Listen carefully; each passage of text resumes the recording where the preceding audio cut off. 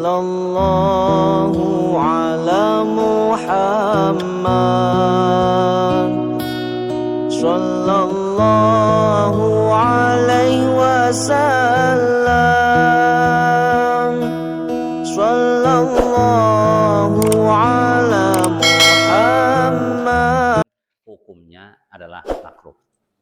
Jadi bapak-bapak, ibu-ibu sekalian yang saya hormati, ini sudah ada 6 yang kita bicarakan pada kesempatan ini. Ada kira-kira pertanyaan?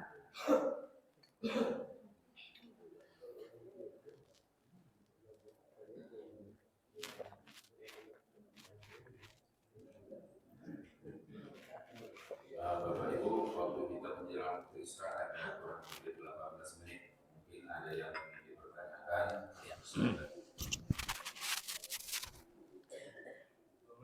Waalaikumsalam.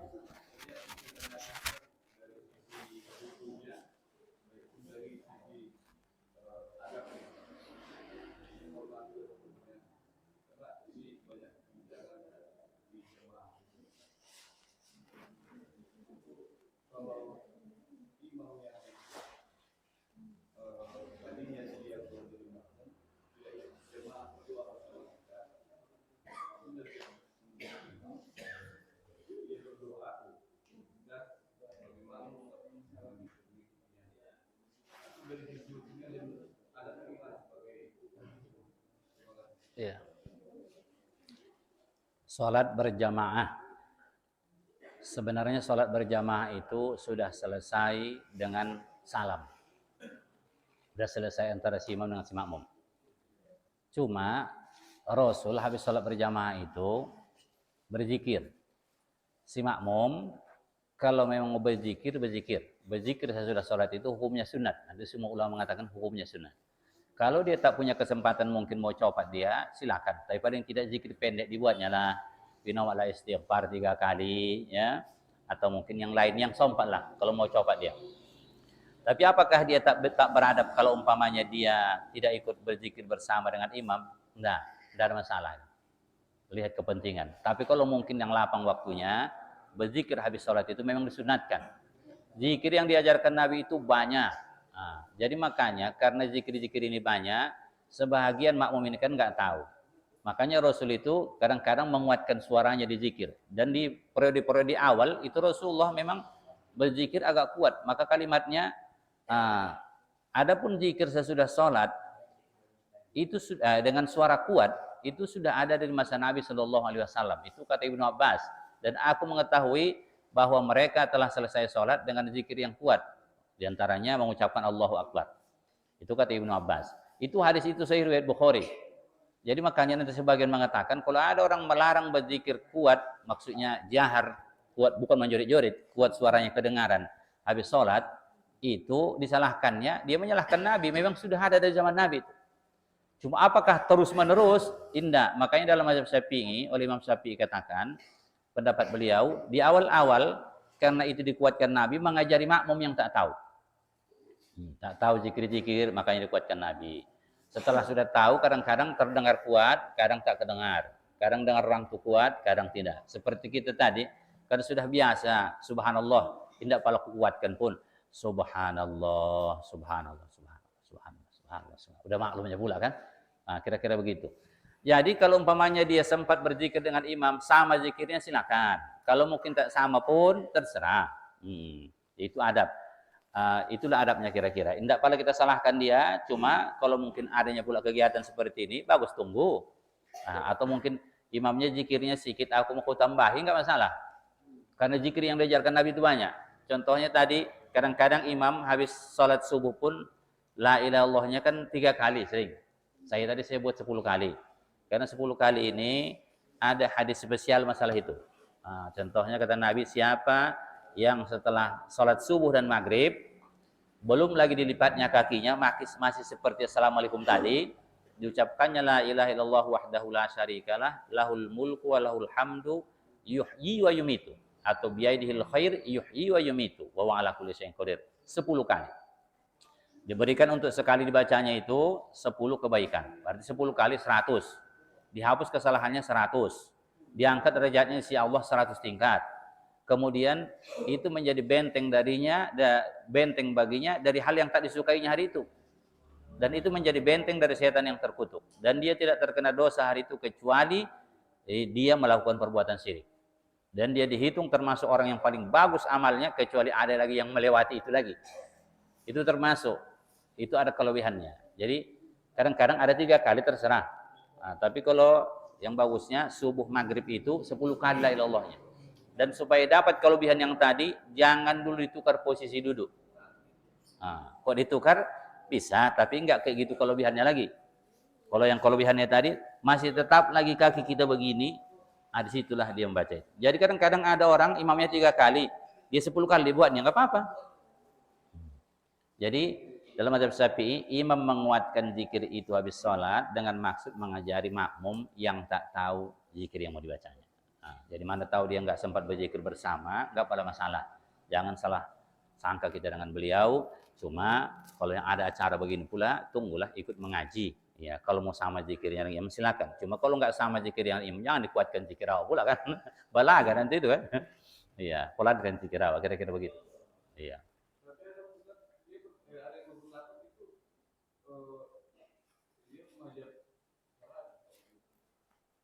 Apa katanya?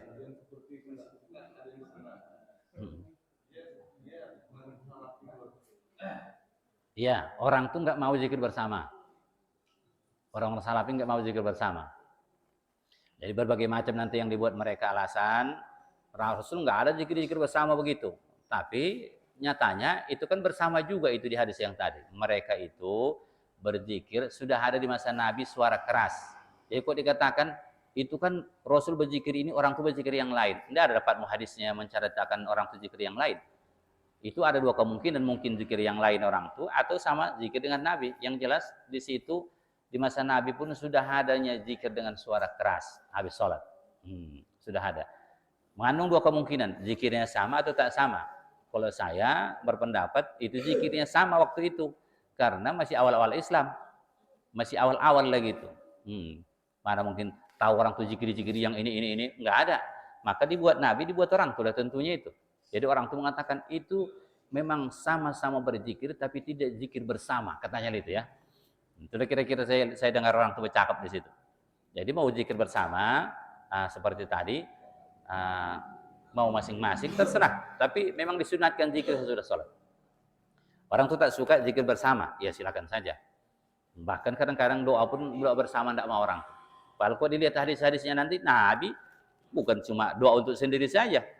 Bahwa di hadis Nabi itu, Rasul itu jarang sekali tak mendoakan sahabatnya kalau mereka berkumpul sebelum berdiri, jarang sekali Rasulullah tak mendoakan sahabatnya. Didoakan Nabi itu dengan kalimat jamak. Allahumma qsim lana. Itu kalimatnya seperti itu. Nah, tapi mereka mengatakan apa? Silakan saja. Nah, kok dalam mazhab Syafi'i dan pandangan banyak ulama, tidak masalah doa bersama, didoakan, diaminkannya nggak ada masalah.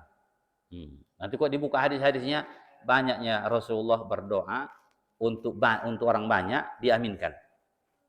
Tapi orang itu tak suka. Karena memang Rasul tidak terus-menerus habis sholat berdoa bersama, itu betul. Tapi bolehkah? Kebanyakan ulama mengatakan boleh, karena Rasul pernah melakukan itu. Sampai nanti habis sholat, bersalaman, boleh atau tidak? Itu kan. Rasul tak terus-menerus habis sholat bersalaman. Tapi nanti ada hadis sahih Rasulullah pernah habis sholat, didatangi para jamaah itu, dicium orang tuh tangannya sampai mereka katakan, tangan Rasulullah sangat dingin, bahkan melebihi dinginnya es. Itu dicium orang. Itu hadisnya sahih.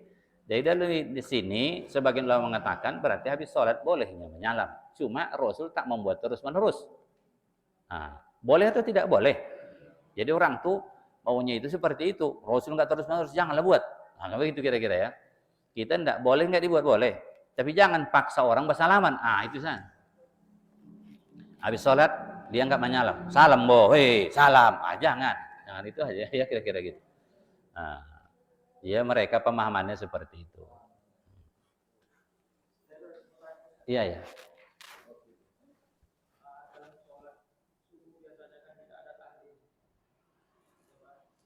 Tahlil. Habis sholat. Iya.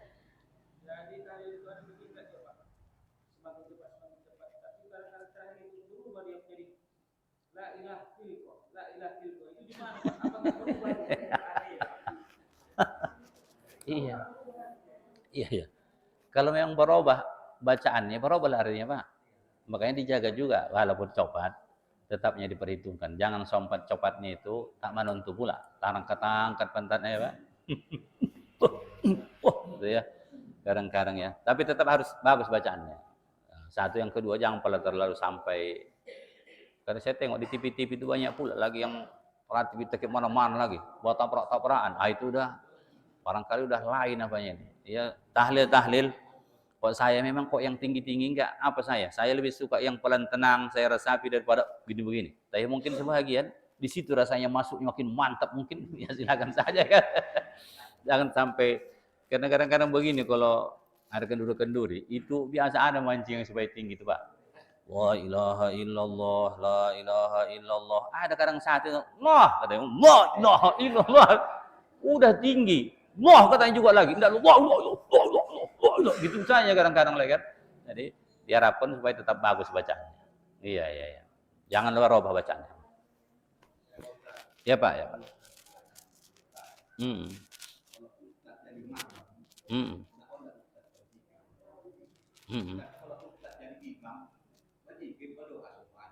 Oh. Oh, dia kalau imam berzikir dia, tapi kalau makmum nggak mau. Ah itu. Tapi bukan karena ada kepentingannya pula ya. Memang tak mau nyanyi. Ya, kurang bagus. Iya, iya. Ini iya, suka dia imamnya baru. Itu agak lain apa itu, Pak. Wallahu a'lam entah apa tujuan dia, tahu kita kan. Iya.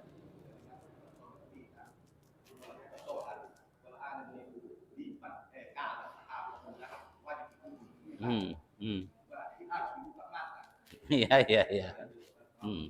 Iya. Jadi memang ada spesial di sini hadisnya itu. Apabila apa kalimatnya? Uqtulul aswadain walau kuntum fis shalah. Bunuhlah dua yang berwarna hitam walaupun kamu sedang salat. Al-hayyah wal aqrab, ular dan kalajengking. Memang ada hadis Nabi seperti itu. Bagaimana itu Pak dipukul? Memang pukullah nggak apa-apa. Usahakan tidak banyak gerakan itu aja.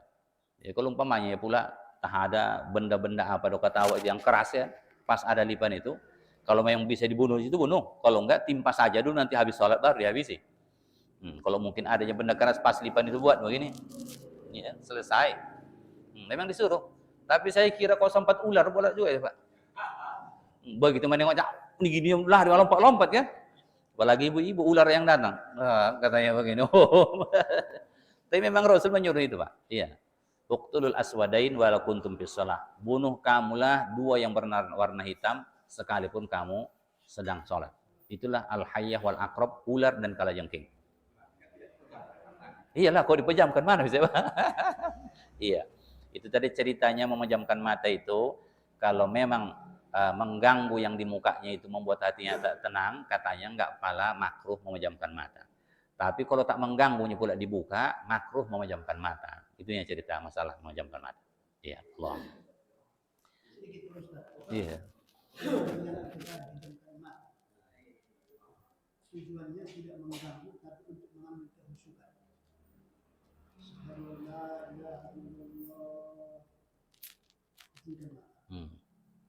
Betulnya rasanya masuk, apa mantap hatinya kalau dipejamkannya matanya kira-kira?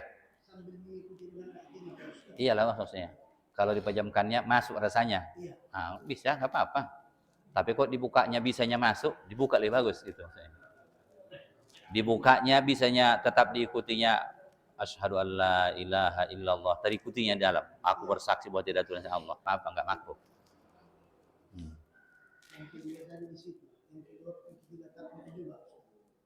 Itu juga boleh dipejamkan mata. Mungkin pandangan seseorang ada sesuatu yang tidak melihat sesuatu, tidak melihat sesuatu. Takbiratul ihram. Takbiratul ihram. Oh iya. Ya itulah tadi. Karena takbiratul ihram ini di situ perlu khusyuk memang situ. Memang harus karena niat itu kan dalam hati dia. Di antara al dengan bar, sengaja aku salat fardhu subuh 2 rakaat maiko imam karena Allah Taala. Memang di situ dia. Ya, kalau dibukanya begini tak masuk-masuk. Allah, enggak masuk. Tapi kalau Allahu Akbar masuk, ya udah pejamkan sajalah kalau begitu. Jadi saat perlu itu dia, situlah dia. Tapi kalau tak perlu dia, bisanya dapat dengan dibuka mata, maka memejamkan mata makruh. Begitu ya ceritanya. Apa tadi Pak? Bentar ya Bu, sabar ya Bu. Iya. Iya. Hadis-hadisnya kebanyakan kalimatnya hazwa mangkibaihi, sejajar dengan bahunya. Sejajar dengan bahu. Jadi kalau dari sini udah nggak sejajar dengan bahu. Udah jelas ya. Sejajar dengan bahu. Bahu ini. Itu kalimatnya hampir semua hadisnya itu rafa'a yadayhi hazwa mangkibaihi. Diangkatnya dua tangannya sejajar dengan dua bahunya. Jadi dua bahu ini di satu hadis riwayat Muslim sejajar dengan dua telinganya. Maka dalam mazhab Syafi'i digabung dua hadis ini, bahu dan telinga. Maka dibuatlah lebih kurang begini. Ininya punggungnya sejajar dengan ini, ujung-ujungnya sejajar dengan telinga. Itulah makanya dalam mazhab Syafi'i kebanyakan begini dia. Menggabung dua hadis. Hadis yang pertama sejajar dengan bahu, satu lagi sejajar dengan telinga. Maka dibuatlah begini. Jadi kalau begini memang enggak sejajar karena dengan bahunya pula. Makin jauh dengan telinga apalagi. Allah. Enggak bahu ini, sininya bahu. Paling tidak ada yang buat begini paling itu. Ujungnya. Tetapi dalam mazhab Syafi'i digabung dua hadis itu, makanya begini. Sujud pun lebih kurang begini. Sujud kita lebih kurang tentang ini dia. Ini ya. Ini kemari, ini ke telinga.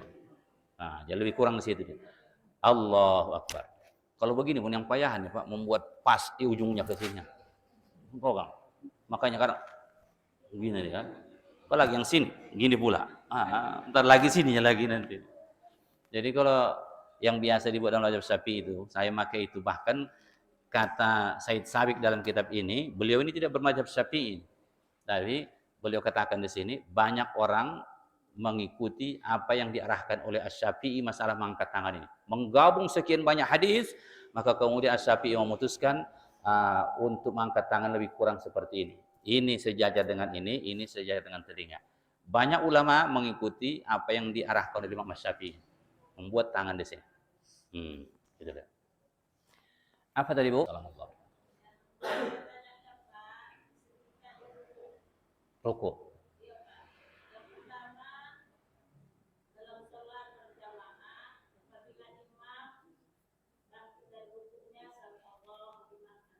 Iya.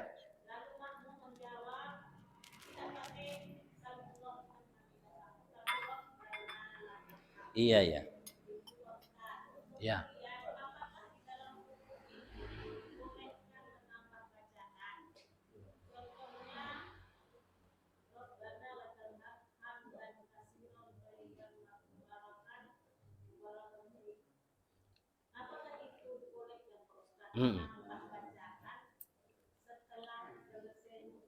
Ya. Iya. Iya.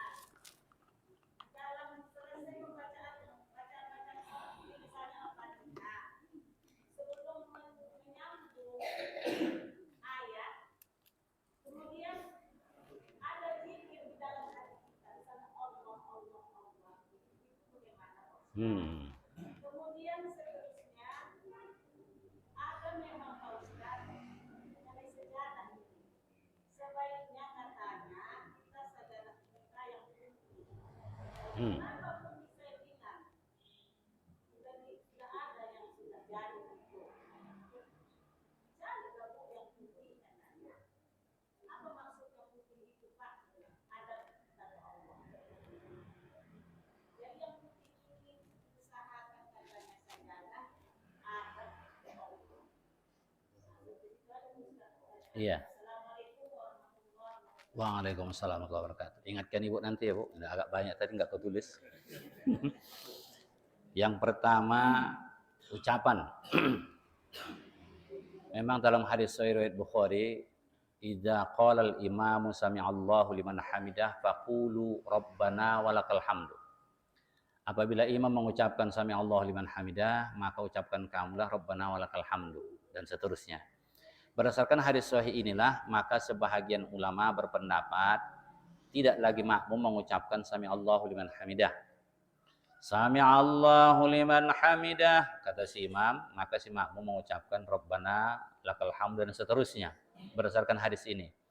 Tetapi Imam An-Nawawi menjelaskan, salah seorang mujtahid fatwa dalam mazhab Syafi'i, beliau katakan si makmum tetap sunat mengucapkan sami'allahu liman hamidah. Karena kata beliau, hadis itu menceritakan bacaan di waktu bangkit dari ruku.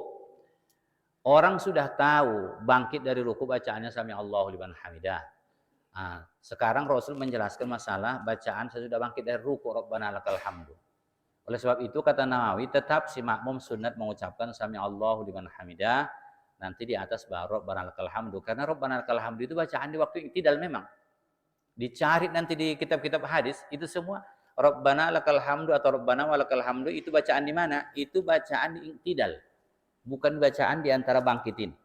Maka kata Nawawi, itu sudah duluan disebutkan Nabi, salatlah kamu seperti aku salat. Di mana dibaca Nabi rabbana walakal hamdu? Di waktu berdiri.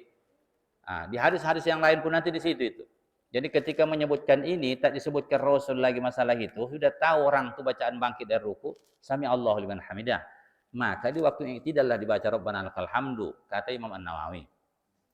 Makanya nanti dalam mazhab Syafi'i pun ada terbagi-bagi nih. Cuma pendapat yang paling kuat dipegang dalam mazhab Syafi'i, makmum tetap sunat mengucapkan sami'allahu liman hamidah. Kalau ada orang tak membacanya, udah berarti dia memakai zahir hadis itu. Biarkan saja, ya. Cuma kalau kita yang bawahnya tetap pakai sami'allahu liman hamidah. Kalau saya sendiri tetap pakai sami'allahu liman hamidah. Yang kedua tadi, Bu, lupa saya lihat. Menambah bacaan di waktu ruku. Barangkali di waktu i'tidal barangkali itu, Bu. Ya kan? Sami'allahu liman hamidah. Itulah. Nanti dibaca sami'allahu liman hamidah, rabbana lakal hamdu hamdan katsiran thayyiban mubarakan fih. Gitu barangkali ya, Bu. Karena itu memang sudah pernah kejadian di masa Nabi. Sudah pernah kejadian di masa Nabi. Nabi tidak melarang itu. Bahkan beliau mengatakan sekian puluh malaikat berlomba untuk mengangkat bacaanmu itu, kata Nabi. Artinya itu legalnya, itu enggak masalah. Mau rabbana walakal hamdu dan seterusnya terserah, atau pakai rabbana lakal hamdu hamdan katsiran thayyiban mubarakan fih, itu boleh juga. Memang sudah kejadian di masa Nabi itu. Nabi memberikan penjelasan setelah sholat. Siapa tadi yang bilang begini? Saya Rasulullah. Rasul mengatakan sekian puluh, berapa puluh malaikat katanya berlomba untuk mencatat bacaan itu. Jadi boleh. Asalkan yang jelas-jelas seperti itu deh, Bu. Jangan ditambah dengan sesuatu yang dibuat-buat sendiri, khawatir nanti salah buat. Yang ketiga berkenaan dengan masalah memegang lutut, ya, Bu. Memegang lutut ini hukumnya sunat. Jadi makanya ruku ini sudah dianggap ruku. Kalau ada orang membungkuk, andaikan diletakkannya telapak tangannya sampai di lutut, nanti kalimatnya begitu. Apa itu ruku? Bagaimana orang sudah dianggap ruku? Kalau dia membungkuk, andaikan diletakkannya ini telapak tangannya sampai mencapai lutut, itu udah dianggap ruku. Tapi belum sempurna. Kok sempurna? Memang tangan di sini. Tapi kalau nggak dibuatnya, Pak, gini aja dibuatnya, sahnya itu. Tapi makruh lah pula. Itulah tadi ceritanya, kan sunat. Dibuatnya begini, sah. Mana tahu ada orang hendak buat lain-lain. Allahu Akbar. Kita tengok sampingnya, apa pula itu kan? Sahnya itu tapi makro. Kok sunatnya di sini? Sunatnya di sini. Memegang lutut ini hukumnya sunat. Jadi kok nggak dipegangnya, tidak pada batal sholatnya, cuma kurang pahala. Kemudian masalah melihat tempat sujud atau ke bawah, ya. Dalam mazhab Syafi'i disunatkan kita melihat atau mengarahkan pandangan mata kita ke tempat sujud. Kecuali di saat tahiyat di waktu illallah. Sampai selesai matanya sunat melihat kemari. Dalam mazhab Syafi'i begitu. Jadi tetap ke tempat sujud. Begitu nanti asyhadu alla ilaha illallah.